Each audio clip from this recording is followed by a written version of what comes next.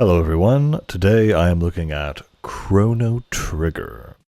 This has been on my list for definitely a while, probably the last SNES game I had to play. Of course, I'm somewhat lying though, because my brother had bought a weird port where it was a combo case PS1 disc of Final Fantasy IV and Chrono Trigger. And since Chrono Trigger right now is roughly 300 USD on eBay, I think I'll settle for my PS1 port. So I'll just preface that this game. How did I feel about Chrono Trigger? It was okay. It was fairly good. I'm a little bit honestly confused that there are some people who have the opinion that this is one of the best RPGs ever made or best JRPGs ever made. I I knew it might have been popular in the Nintendo sphere, but like of all time, I just don't know what to say about that because um I would take Final Fantasy VII, Legend of Dragoon. I would take a lot of JRPGs over Chrono Trigger, and honestly, that kind of leads me to the point where the main thing is that the first half of the game I felt was pretty weak, and the second half is much better. So I can understand how people might have come to form that opinion, simply because the second half is so much better than the first half. And on that point, when I apply my micro gaming technique here or demoing technique, if the first hour or two does not hook me, then I don't bother with it. And so I played it for like a couple hours, and I still didn't feel anything. It's like, cool, we have a time portal in the town, and I guess this really goes back to almost probably more than a decade ago, where I actually had downloaded Chrono Trigger on the Wii Virtual Console. And a buddy of mine said, "Oh, you have Chrono Trigger. How did you like it?" And I said, "Well, I downloaded it, but I never actually played it." Of course, no one has time and attention even back then.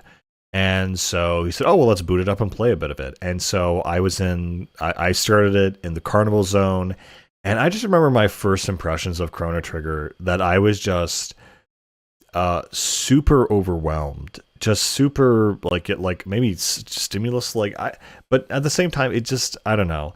It was kind of like you have to get all these silver points in order you can access this thing. So you have to fight this robot, and I was just like, what's going on? Why do I care? Like, what are we doing? Why should I be invested in this story? And that kind of was a driving factor for me pretty much with the first half of this game. There, you open up a time portal and you go back in time and you go to like the Middle Ages, and then all this stuff is happening.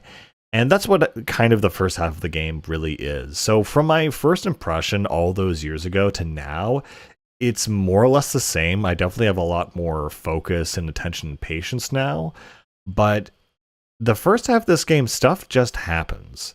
And there's no overarching hook. There's no like, okay, we need to save the world from destruction. No, it's all very isolated things. Like, okay, there's this evil guy called Magus or Magus in the past who leads the demons or the monsters to kind of defeat the humans and take over, this area of the world. And if only we could defeat him.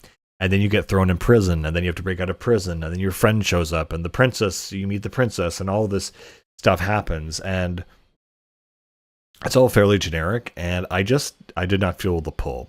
So, but I can pinpoint the exact moment where I completely changed my mind about Chrono Trigger.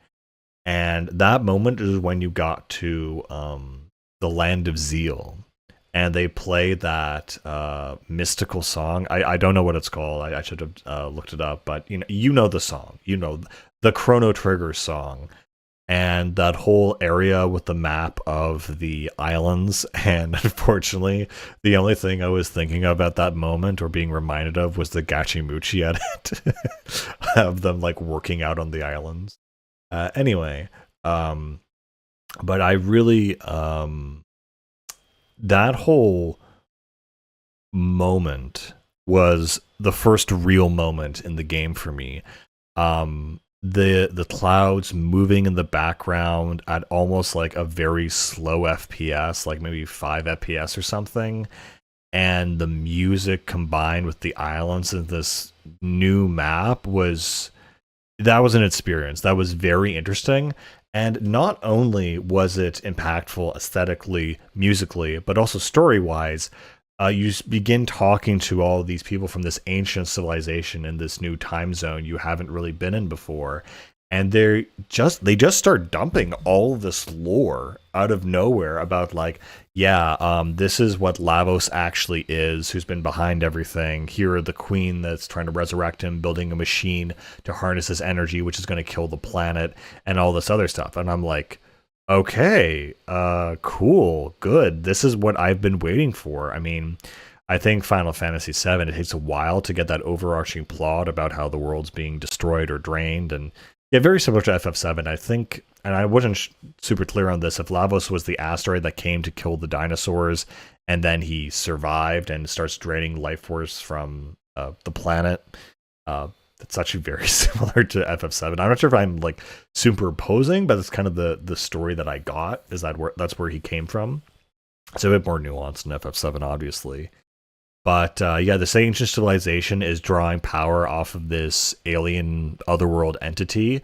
And so basically the queen is using that power to make herself immortal while she sacrifices everyone and everything else around her, including her own children, who kind of rise up to fight her, including one of the characters named Janice, who I won't spoil it too much, but he's like another character in the story, and he ends up joining your team, and that was actually really, really cool.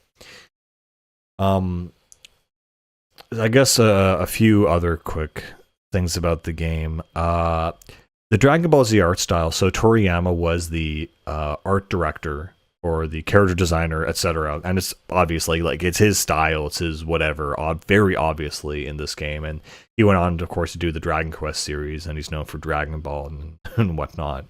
I don't know how to say this. I don't like the Dragon Ball art style outside of Dragon Ball. It's very sharp, it's very distinct, and I just don't think it serves a fantasy setting. It's always kind of like, oh, cool, it's like discount Dragon Ball. I just couldn't disassociate that idea from my head as I was playing this game. I still like the art. I really like the animated cutscenes. I mean, they had a lot of soul, they had a lot of, well, not a lot of production value, but it felt like the appropriate thing to put in the game. And that whole cutscene at the end showing everyone and their happy endings was, very soulful, I guess. But yeah, I don't know. I just feel the art style is like so specific that I don't know. I don't feel it suits this game, and that goes along for Dragon Quest, and why, like I've played Dragon Quest, and like, if you complain about if I'm complaining about the story here, Dragon Quest stories, I could never get into them because they just felt always super generic. Their gameplay and their mechanics and their voice acting are like phenomenal. They're fantastic, but I've never ever cared for the Dragon Quest series because there's nothing I see, and it's kind of goofy too as well, the art style. So I could never get into it. But Chrono Trigger, I guess, is the exception on that front, but it still kind of bothered me in a weird bit. I guess on that point, I was trying to figure out exactly if, they were drawing inspiration from Dragon Ball or he was inserting it, because it's not just the character designs that are very Dragon Ball, it's a lot of the concepts and aspects of the story itself. For example, you are a spiky-haired, sword-wielding time traveler. Sounds like Trunks.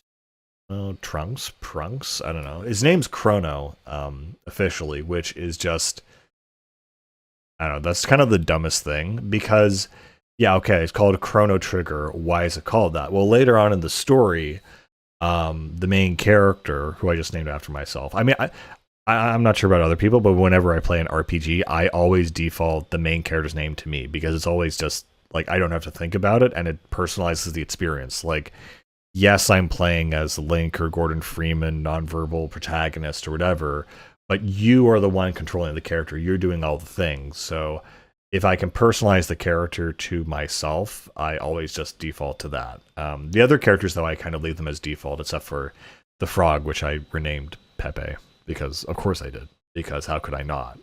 Uh, because it was too good. Because his default name is like Frog.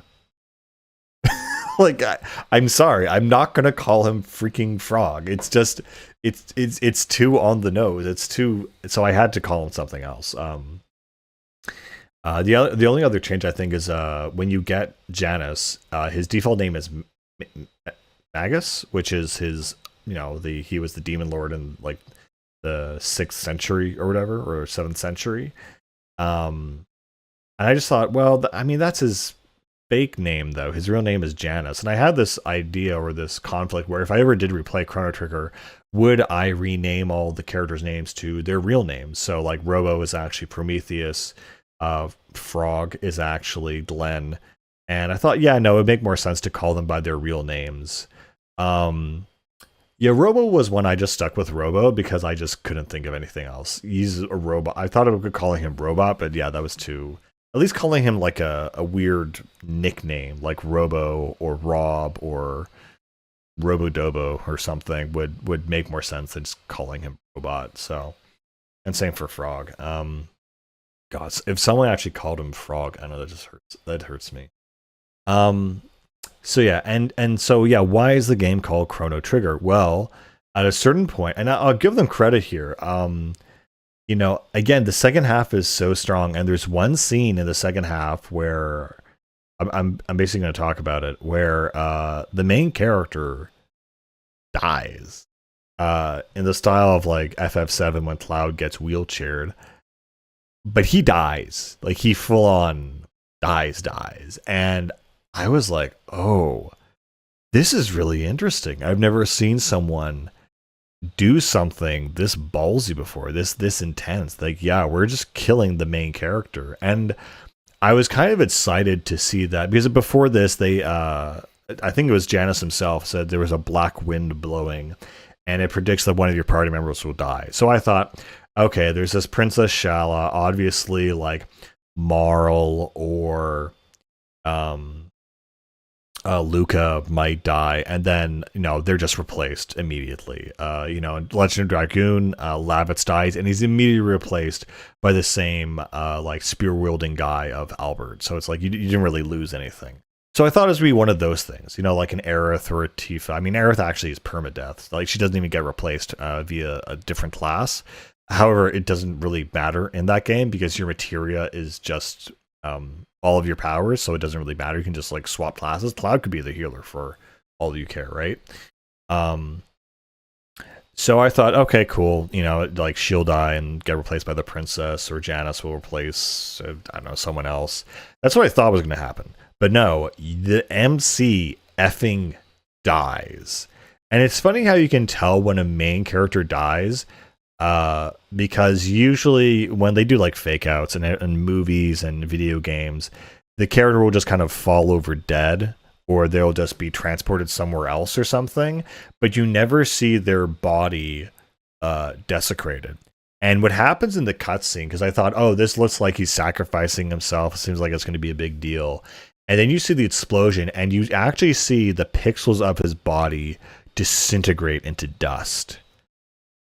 And that's when I was like, oh, this is real. this is intense. And then I thought, okay, well, this Janus guy, he'll replace main character's place in like mechanically in the story. But no, Janus does join your party, but he's like a magic user. And you're like, am I really dead?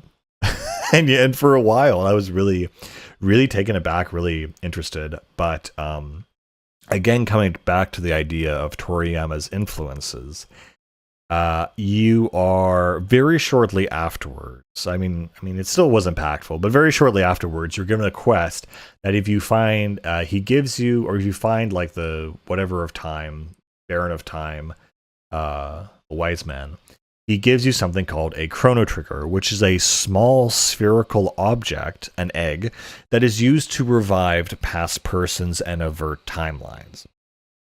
And just to cap this part off, the final boss of the game, Lavos, very cool design, by the way, and I mean that by his first design. You know, of course, it's sorry, I'm getting tripping over my words here. His first design is like this giant porcupine shell thing, this massive, massive thing, and when you defeat that, and when in that battle, he like swaps between different, phases and different, completing different timelines and different creatures. So he's an amalgamation of all the enemies you fought, and it's kind of like a boss rush, but a very light boss rush, fortunately. And once you defeat that part, you actually destroy his head, and you go inside this giant cavernous body where you find his real form. And when you find Lavos's real form, it looks vaguely familiar, like another character from the Dragon Ball series. A character, but this Lavos says that he's, dedicated or interested only in absorbing the life force and the DNA of other creatures and having them evolve just so he can absorb them. So yeah, you can see there's definitely a lot of influences here, from that to time, sword wielding time traveler with superpowers and spherical objects that magically resurrect people immediately after they've died in a heroic sacrifice. So yeah, there's a few DBZ references here, but it's not so much that it makes Chrono Trigger like bootleg Dragon Ball in any way whatsoever. There's a few hints, there's a few nods here and there, but it's not all consuming, is what I'm saying. But it is there for sure. Also, just on that whole, how the Chrono Trigger actually works is, I thought this entire time the Chrono Trigger was going to be like some trigger, and if I haven't covered it up until this point, again, they've just been traveling through timelines, and the way the whole game starts is that Chrono is some guy, and he's at this state fair, and and the princess escapes, and she wants to have princess escape time, and so she meets up with him, and they go on kind of a date, and they go to the center of the fair where there's this other kid from the village called Luca, who's like, I think your childhood best friend vibe or thing, and she's super technical, and so what she does is she does this experiment with this crystal and this teleportation pad, and it goes haywire, we're going to get struck by lightning or whatever, and then it opens up a time portal to the past, and you all jump in, and you have shenanigans and whatever, and you end up, and you realizing at these certain points in time, you can actually jump inside them and jump between era and era, and you can actually move between time. So it's like a time hold that kind of stabilizes, and you can kind of go back and forth. And then at another point of the game, you get a time machine. So that's basically the whole, premise. And so you go through the map, and it's really cool to see the map change over different time periods, and I also love how it zooms out on the map and like depixelates and repixelates. It's very cool, and you can go all the way back from the distinct areas are like 12 million BC tectonic plates, like Pangea kind of moment. Then you have like 12,000 BC Dark Ages, 600 AD, Middle Ages, which is our real Dark Ages, which always messes me up. Then you have 1000 AD, which is present time, 1999 Apocalypse, and 2300 Future, and then you have the End of Time, where it kind of acts as it's really cool. The End of Time is like basically a hub world where you can heal, manage your party members, get updates on where to go in the story from the old man. And so yeah, 1999 Apocalypse, that's pretty cool. That, of course, this game came out in 95, and so it was this prediction that 1999 was going to be the end of the world. And Lavos, so basically Lavos is absorbing the energy, and he awakens in that time. For the final boss, actually, it's kind of weird / funny that there are multiple ways to actually get to the final boss. And at a certain point in the game, like when you're 75% done, you can actually go straight, or actually even 50%. As soon as you go to Apocalypse 1999, you'll be immediately thrown into the boss battle. There's not really a map there. It's basically just a boss arena to fight Lavos and then whatever. So you don't really get to see a big cutscene of the world getting destroyed. Would be kind of cool, but I digress. So yeah, you can go and fight the boss really super early, but your like party is gonna be super underleveled, and so it's expecting you to do all the side quests. And it is cool and reassuring that in this section where you basically have revived Chrono, that you unlock everyone's kind of backstory. So you have the robot's backstory. You have Glenn the Frog's kind of backstory where he well, the robot goes to the factory and says, "Oh yeah, I'll defend humans because I was made by humans and I, respect them, whatever." The frog, Glenn's story is that he was, well, there's like multiple things where his comrade was slain and then he like wanted to, repair him. And there's Cyrus, who was this great conqueror, this knight who fell in battle, and you have to like restore his legacy and repair his like castle basically while killing all of the ghosts in there and doing this tool side quest and having this guy repair the castle, which is kind of fun. And then with Luca's backstory isn't really about her. It's just a way to get the Sunstone. And so the end game is actually pretty cool because it's like, yeah, you can go fight the final boss, but there are a bunch of really neat things you can get. So one of them is the Rainbow Shell and the Sunstone. And so the Rainbow Shell is this artifact that you basically need to, oh yeah, that's Marley's backstory, where you basically have to use that to repair her relationship with her father because he's falsely accused of stealing from the treasury and giving it to the poor. And so you also have to clear your name because early in the story you were kidnapped. Anyway, so all these side quests, they all kind of give backstory to the characters as well as giving you some major piece of equipment that's going to let you fight the final boss. So I think it's funny that the first two characters you get, Luca and Marley, if you do both their backstories, you get the Sunstone and the Rainbow Shell. And if you get both those things combined, then Melchior, this like wizard, will give you just ridiculously, stupidly powerful weapons that you do need for the final boss. So yeah, Chrono Trigger's story, it's definitely there. It just takes a weird amount of time to really start. You're just kind of doing a bunch of random stuff up until that point, and if the gameplay isn't really solid enough to keep you to that point, I kind of saw myself dropping it. And I'll be completely honest, my motivation after the first couple of hours was looking up how long this game took to beat, and it said 25. I'm like, okay, that's a steal compared to most other JRPGs, which are like 50 hours or 40 hours long. 25 is kind of like, okay, that's a breeze. But I really was extremely unmotivated. Like, it was literally a chore pushing through the first like 10 hours of this game, and I hate to say it, but it is literally one of those games that does get better. And when it does get better, it gets immediately better, and it stays that way to the end of the game. But that first half of, okay, we're in medieval times and we're fighting this random guy, and if you're not having it's just not super interesting. It's like, it's a bunch of shenanigans and there's a bunch of like whatever. There's no overarching mystery or pull. Like in something in Persona 4, it's like, okay, teenagers were sucked into the TV dimension, whatever. But then the overarching narrative is that there's a murder mystery, that someone in the town who's also been inside the TV is also responsible for these murders. So there's an overarching mystery that's like pulling you, like, okay, what, there's something, this is a bunch of shenanigans, but it's married and it's coupled with a side of, oh, this is going somewhere. There's an overarching thing here. And Chrono Trigger just doesn't have that until like the middle of the game, and just immediately becomes so much more fun. And by the end of the game, I was excited to the backstories of these characters. Like, yeah, I do actually want to know more about so and so and so and so. So it was just weird how that shift happens. And again, that's immediately when you go to the ancient 12,000 BC. Yeah. I guess at another point, the music in the game does and doesn't help. Like I was saying, that mystical ruin music or whatever, it absolutely is. It hits. It's such a good theme. It's amazingly well done.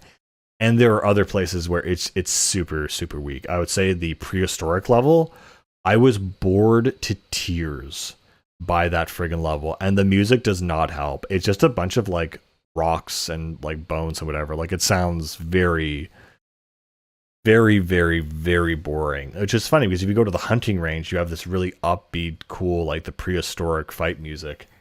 and it's a little too intense for the overworld. I understand, but most of the music in the ancient 1256 billion BC or whatever, it's just so boring. I just found that level so boring. Like, okay, we're helping medieval people do stuff. Now we're helping cavemen people do stuff, and there's no overarching reason. So it's just very frustrating. Anyway, and yeah, so the gameplay, it's not bad by any means. It's definitely, if anything, was ahead of its time, where you have basically an active battle system, very similar to Final Fantasy VII. Another thing that was very refreshing about it, that I think I saw some posts about it that was new at the time, is that there are no random encounters. I mean, with some exceptions. You can always see the enemies on the map on the overworld. So if you walk by them, if you walk into them purposely, some enemies you can't walk by, you're forced to engage, but at least you can see them. And the cool thing is that there is no screen transition. There is no chibi overworld Chrono and battle HD 4K Chrono. It's all the same Chrono. And once the battle starts, then I'm not sure how to like explain this, where it's fast but not fast. I mean, you have to wait for your meter to fill up, and then you can do your attack or whatever. But I put it on the slowest settings, and it still filled up like really quickly. So there's a lot of anxiety, honestly, when you're playing this game, because you could be looking at your menu item and like trying to find the one move that you need, and it's not like in a grid, it's in a list. So you have to scroll all the way down to the bottom if it's there, and as you're scrolling, the enemy is already attacking you. So it does have a level of anxiety that honestly is kind of fun, to be honest with you. The one really positive thing, and they have a lot of menu options for this, is that you can keep the cursor, remember where it is in the tech item menu, or tech and item menu, which is really important. So if you're using the same magical attack over and over and over again, you just scroll down to tech once, and then you just like mash X or whatever to activate it. I guess on that point, I know I was playing this on the PlayStation, but like the amount of content and stuff in this game for a Super Nintendo game is just insane. I know there are other RPGs like Earthbound at the same time, but like the FMV anime cutscenes, there's a lot of 3D graphics and really cool designs. Chrono Trigger is a very interesting game aesthetically because it's really in between that jump from 2D to 3D, where 3D was still kind of a new thing, and they could do it on some levels, but not all levels. And so the result of that is you get these really cool battle animations where, for the really high level special magical attacks or whatever, it's not just fancy 2D sprite artwork or whatever, but there's also a bunch of like actual 3D graphics that are going on there, and it's really cool, honestly. For example, Janice's dark magic attack, and you do like, I think a lot of the special or ultimate attacks for a lot of the characters, like you have Dino Tail for Ayla, and just like this 3D Dino Tail that comes down for the robot, and you have like these spinning triangles. It looks really cool, and it kind of shows you that these are really otherworldly powers, because they're literally in 3 dimensions, and you've been playing the game entirely in 2D. And it's kind of a scalability thing that just looks really cool. As far as the combat goes, you have attack, you have magic, and you have items. Very straightforward, very basic. Again, it was sometimes frustrating where, like, if you're in a battle, you have multiple enemies.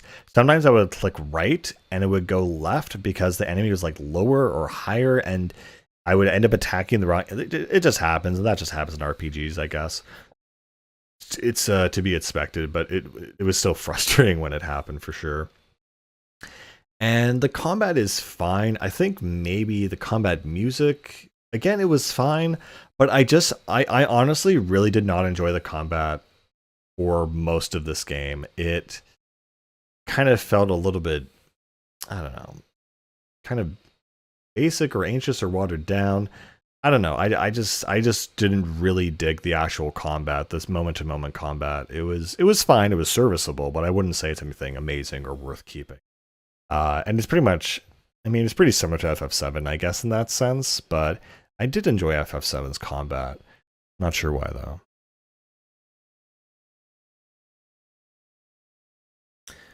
Yeah, the gameplay is serviceable. The real fun part or big aspect of the game, though, are the dual techniques and triple techniques. So it's this really cool mechanic I actually really, really like, where as you fight alongside your other party members, the more you fight with them, you get these things, you get EXP and gold, but you also get tech points. And if you level up your tech points, of course, you unlock new techniques, new magic, whatever. And techniques and magic use the same bar, so it doesn't really matter.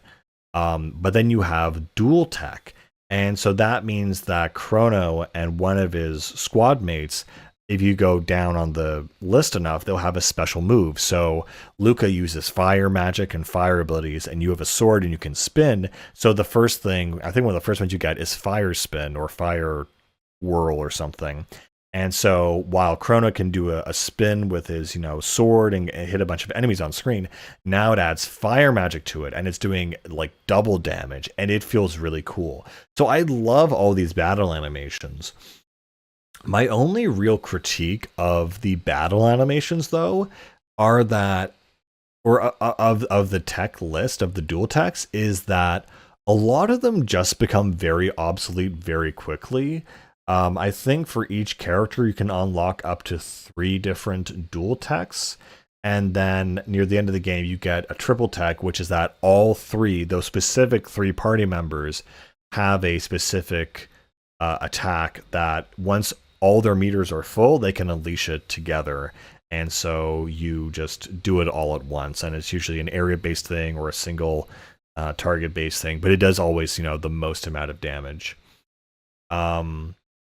And so it's really nice and it's really cool. They have these very neat looking techniques and attacks and whatever, but it's kind of like you'll get one and it will be immediately outclassed or outperformed by another one. And so you'll like use a dual tech maybe once and think, oh, that was cool. And you'll never use it again because the character unlocks even like a normal tech, which actually does more damage or whatnot. But yeah, I just do have to give props so that the animations and the attack things in this game look really, really cool. I guess another thing too that just about Chrono Trigger itself is that there's nothing, I mean, besides the whole time traveling thing and the time machine, there's nothing super like iconic about the game, which is a real issue. Like your Frog Knight is like not even half human, half frog. He is a frog that is bipedal. He's like all the way on the side of the furry scale. The characters like Ayla, Robo, Luca, your whole team. Someone was watching me play and they made the comment, "Oh, I don't recognize any of these characters." Yeah, because they're not very iconic either in their story arc or in their design. They're just kind of there. I think Marley's the worst. She's just like a girl, which is not, it's not bad. She's a fine character, but like there is nothing about her that's like, oh yeah, that's the Chrono Trigger girl. Even Chrono himself, he's just Red Goku or Red Trunks. I'm sorry to say, but and so this is the problem with the art style is that, oh, that's just like, like Dragon Ball. That's just that. So, from an aesthetic or whatever kind of viewpoint, there's nothing really iconic about Chrono Trigger except that the Land of Zeal and that sky moment and that music. Like that is so iconic. It's burned into my mind as like the peak moment. But everything else in this game, just frankly, honestly, is just fairly generic. Even the combat system, like an active turn-based whatever combat system, like it's fine. But again, it's nothing that is amazing or feels exceptionally good to play. I think the other big thing that it does do is its sprites, its animations. Those feel really good. It kind of has a distinct look to it. I think Some of my favorite places actually in this game, some of the most beautiful 2D art are all the sunsets. There's the bridge, the peak of Death Mountain, or whatever it's called. You have these really cool moments, and I just wish there was more of those, or the environment was more interesting. Again, it's kind of like an interesting concept. Okay, what if we time travel and whatever? But even that part of the game isn't super. I don't know. It's not super interesting. So, I mean, at the end of the day, as much fun as I had with Chrono Trigger, half of it was kind of like a chore getting through it to get to that good part. And honestly, I hate to be that guy. Like, it gets good 10 hours in, but it actually does get good 10 hours in. What Chrono Trigger does well that I really like are that you could be in a dialogue box, and it actually has a tutorial on this. You can be in a dialogue box and you can actually move while the dialogue box is open. And how did no one else like pick up on this and do it? Like, I should be able to move while the person is talking. And now I think, the modern equivalent is in Persona 5, you'll see people having conversations over their heads, but you don't even need to talk to them. It's just like, all right, this is like filler dialogue to show that you're living in a world and these people are having conversations, but they're not really important. But to stop and read text is kind of implying that, yeah, this is something that you need to read and is important. And a lot of the times you have the NPCs, which just, they're not. So it's very freeing and very refreshing to be able to move while that's going on. It definitely, this game obviously inspired the game Sea of Stars, which I tried. And what I really like about Sea of Stars is that even when you're on the battle results screen, you can actually start moving. I love that. It feels so freeing, and you have so much freedom, and it does feel like this aspect that you're trying to get, that these characters are in a real world. I mean, the whole idea behind Chrono Trigger's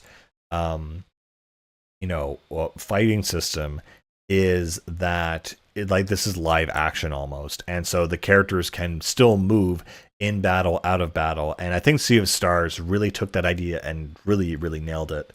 Again, that's a game I mechanically respect, but man, like, again, with Chrono Trigger, maybe that Chrono Trigger's issue that it's a bunch of guys doing stuff and there's no overarching pull or story or whatever, and so I just completely I couldn't play it. Like, I've played it with friends. It's been quite fun.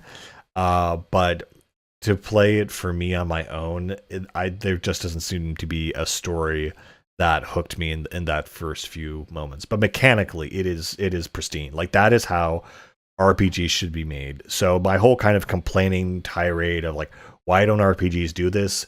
Sea of Stars, I salute you and recognize that you absolutely took exactly what should have been a mechanic. And put it as the main thing in your game. So I really do enjoy that. Other things Chrono Trigger did, they have a lot of weird options. Like, you can change your background menu into like weird designs, which was kind of cool. You could change battle speed, text speed, where your cursor is remembered, stuff like that. So I always, I respect that when there are interesting options in the game. I think it also lets you remap your entire controller. I'm not sure if that's the PS1 specific thing, but I think it lets you do that. I guess on that point, the only thing that I really don't like about Chrono Trigger, maybe this was a PlayStation issue, I don't know, but it's the load times between getting into battle, getting out of battle. It's, the screen, like, when you go into battle, you're going into battle because the enemies move, but then there's like a good second of just freeze frame where it's loading the battle and it's loading. But if that was more fluid, if it was more like Sea of Stars, honestly, it was more jump into battle, jump out of battle. I can start moving, I can start going. I don't have to wait for the results screen to finish. I think I'd enjoy this game a lot more. It's that player agency and the fact that you aren't restricted by screens and text and dialogue, and that you can still kind of move forward while you already know what the character's going to say, or what the battle results really are going to be. That's kind of something that I wish was in this game, and Sea of Stars kind of finalized and realized. So I that's basically it. I guess the one other thing that's kind of weird is that I wasn't exactly sure what the orthodox method is for the second last boss, um, or in general that uh, but there's multiple ways to approach the final boss. One way is to just warp in on the ground and you fight him. Another way is to oh, what was it? You fly the machine directly, the time machine directly towards him, and the machine gets destroyed, which I believe would change the ending. And the third way is that you go on this giant ship where the immortal queen is, and you basically fight her and do her boss fight, and then that immediately leads into the Lavos boss fight, and you kind of beat the game from there. It does let you exit though once you defeat his first form if you want to go back, which is nice. But the thing is though that technically that queen final boss fight, you can repeat it 3 times, because if you go backwards through time, you can defeat each version of her. And I just wasn't sure what the right way to do it was, so I just did all of them, and then I just warped in. Just kind of interesting, though, that you can also warp to the same ship in the future, and it's still there, but she's like, oh, he's already destroyed and consumed the world, like, we're good, and I'm just, cruising off his energy that he's used. Also, I guess I was... I don't know how to say this. Like, I know Lavos just sounds like kind of a dumb name, because I just thought, oh, it's lava or something. But then you actually see Lavos' design, you're like, okay, cool, this is actually a weird alien thing. And I remember Ayla, she said in her language that it means big fire in her language. And yeah, no, so it was kind of an interesting boss fight. And what's more interesting is that there were a lot of extra features in Chrono Trigger that I just were not expecting. For example, it has New Game Plus, it has kind of like a system complete file, and it has multiple endings. And I beat the game and I just shocked, like, oh my god, they have so much content in this game. And so yeah, the whole idea is that you would do New Game Plus, and there are multiple endings, and it actually tells you there are 12 different endings. And I gotta tell you, as fine as it was for one playthrough, I would not want to play this game again. Let alone 12 times. I mean, it's 25 hours. I mean, yeah, you'd probably carry your stuff over, but 25 times 10, that's 250 hours, and that's just ridiculous. So, but I'm glad it even had like a little tutorial explaining what New Game Plus was. So this has definitely seemed to be like a new idea that kind of ingrained itself in non-JRPG genre games, which I think is just really, really cool. That it even existed. Again, I think the iconic aspects of this game. Again, you have that one moment in Zeal, and that's kind of it. Like all the other themes, all the other music, all the other characters and designs and whatnot, they just don't stand out. And the only thing that stands out about this game is the fact it's Dragon Ball art, and it's just like, yep, it's Dragon Ball art. That's what it is. So yeah, I wish I had more positive things to say about this game, but Chrono Trigger is really not amazing. It's pretty generic in a lot of ways. It's fun though, it's decent, and it gets really interesting and engrossing in the second half. But overall, I don't know. I if someone asked me if I'd recommend this, like honestly, no, I would not recommend it. I would not recommend a game that takes 10 hours to really get good, like Starfield. I never thought I'd compare Chrono Trigger to Starfield, but here I am. Yeah, that's pretty much Chrono Trigger. Anyway, I hope the remake is great, and I can see why the Dragon Quest series kind of came from this and all kind of its beginnings and whatever.